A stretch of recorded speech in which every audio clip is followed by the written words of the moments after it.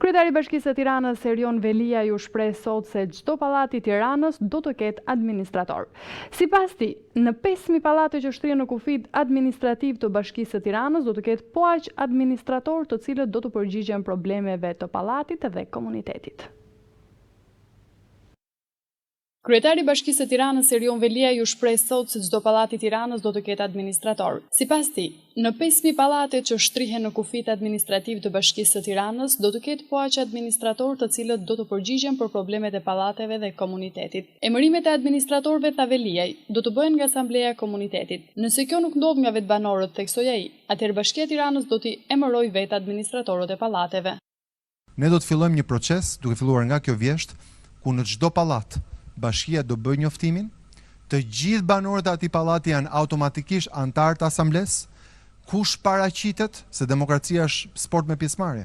Nëse s'vjen në mbledhjet e asamblesë do votojnë tjerët. Ata që paraqiten si anëtar të asamblesë, si anëtar të parlamentit, votojnë kryesin, 3 deri në 5 veta.